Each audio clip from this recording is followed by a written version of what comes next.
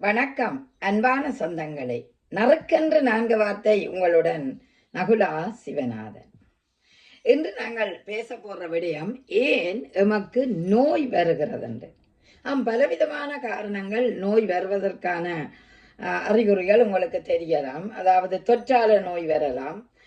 பலவிதமான காரணங்கள் இருக்கின்றன. ஆனால் ஒவ்வொரு மனிதனுக்கும் ஏற்படும் நோய் வித்தியாசமாக அமைகின்றது.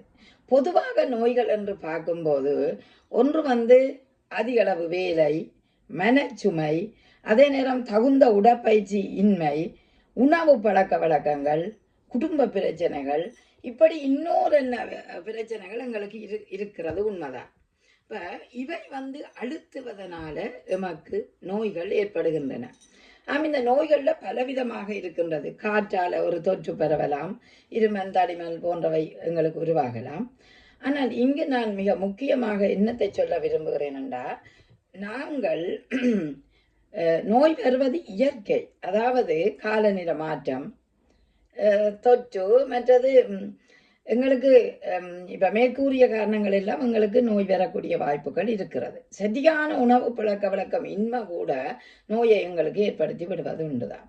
ஆனால் இப்பொழுது நாங்கள் எதை நான் இங்கே பார்க்க போகிறேன்னா, முதலில் ஒரு நோய் வருகுதென்றால் அது எப்படியே தீர்ந்து போகும் என்று நாங்கள் நினைக்கிறோம். முதல்ல எங்களோட மனதை திடமாக வைத்திருக்கணும். என்றால் உடல் உளம் ரெண்டும் அழகாக இருந்தால்தான் அந்த நோய்கள் எங்களை பிடிக்காத வகையில் இருக்கும். சொல்லுவார்கள் தானே, நோயற்ற வாழ்வே குறைவற்ற செல்வம். ஒரு நோய் இல்லாமல் இருந்தால் எவ்வளவு மகிழ்ச்சியாக இருக்கும். அதே நேரம் எத்தனை விடயங்களை நாங்கள் ஆற்றக்கூடியதாக இருக்கும். அப்படி நோயில்லாத தன்மையை நாங்கள் பார்த்தால்தான், சுவர் இருந்தால்தான் சித்திரம் அழகாக வரையலாம். அந்த சித்திரத்தை அழகாக வரைய வேணுமென்றால் நாங்கள் நோய் நோய் நோய் என்று சொல்லி கொண்டிருக்க முடியாது. சாதாரண இருமல் தடிமன் கூட நோய் என்று நாங்கள் எடுத்துக்கொண்டால் எங்களோட அன்றாட கடமைகள் பாதிக்கப்பட்டு விடும் அல்லவா? ஆகவே அப்படி வந்தாலும் எங்களோட மனதை திடப்படுத்தி கொள்ள வேண்டும். அப்போ நோய்க்கான முதல் காரணம் எங்களோட மனசு. அந்த மனசை நாங்கள் நல்ல முறையில் மகிழ்ச்சியாக வைத்திருக்காவிட்டால் எங்களுக்கு எப்போதுமே ஒரு சலிப்பு, வெறுப்பு, கவலை வந்து கொண்டே இருக்கும். வாழ்க்கை சோதனை வேதனைகளால் ஆனது தானே வாழ்க்கை. எங்களுக்கு தெரியும். அதாவது எத்தனையோ இடர்களை சந்தித்து தான் வாழ்க்கையில் நாங்கள் வாழ்கிறோம். ஆனால் அழகான பூந்தோட்டம் மாதிரி இருக்கிற வாழ்க்கையில் நோய்கள் போவது சாதாரணம்தான். சில நேரம் மாற்ற முடியாத நோய்கள் உங்களுக்கு வரலாம்.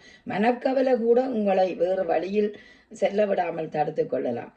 இப்படி பார்த்தோம்னா எங்களுக்கு தெரியும், ஆரோக்கியமான வாழ்வுக்கு அளவான உணவு உட்கொள்ள வேணும், அளவான தூக்கம். ஏன் நாங்கள் தூக்கத்தை மறந்த உறவுகளாக வாழுகின்றோம் என்றால், வேலை வேலை என்று ஓடுவதனால குறிப்பிட்ட நேரத்துக்கு அந்த ஓய்வை எடுக்காததனாலும் தூக்கம் இல்லாததினாலும் எங்களுக்கு தூக்கம் இன்மை ஏற்படுவதனால் எங்களுக்கு வருத்தங்கள் தானாகவே ஒட்டிக்கொள்ளும்.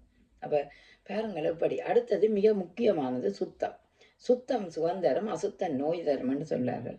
சுத்தமாக எங்களோட உடலை பேண வேணும். நாங்கள் இருக்கிற வீடு சுற்றாடல் அத்தனையும் சுத்தமாக வைத்துக் கொள்ள வேண்டிய தேவை எங்களுக்கு இருக்கின்றது. நல்ல காய்கறி வகை, நல்ல பழங்களை நாங்கள் உண்ண வேண்டும். சில நேரம் தவறி விடுகிறோம். காரணம் வேலைப்பழு என்று சொல்லிக்கொள்வோம்.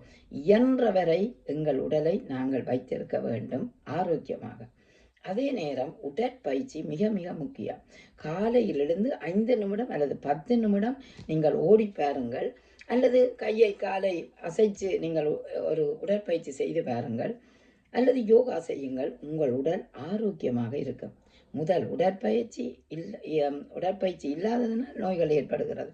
அது உடற்பயிற்சியை நாங்கள் செய்யும் போது எங்களோட உடலானது இவ்வளவு அசைவுகளோடையும் இவ்வளவு மகிழ்ச்சியாக இருக்கும் என்று செய்து பார்த்த ஒவ்வொருத்தரும் சொல்லுவீங்கள்.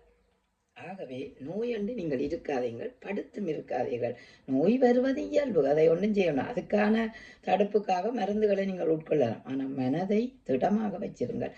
அந்த மன திடம்தான் உங்களை என்றும் உயரத்துக்கு கொண்டு செல்லும், எதையும் சிந்திக்க வைக்கும். உங்கள் எண்ணங்கள் தான் வாழ்க்கையின் வண்ணங்கள். அவை நல்ல எண்ணங்களோட, நல்ல மனநிலையோட, நல்ல மகிழ்ச்சியாக வாழ கற்றுக்கொள்ளுங்கள். மகிழ்ச்சி தான் உங்களோட நோய் எல்லாவற்றையும் போகும். எனவே மகிழ்ச்சியாக வாழ்வோம். நோய் எதிர்ப்பை எங்களுக்குள்ள உருவாக்கிக் கொள்வோம். உடற்பயிற்சி செய்வோம். உறுதியாக வாழ்வோம். நன்றி, வணக்கம்.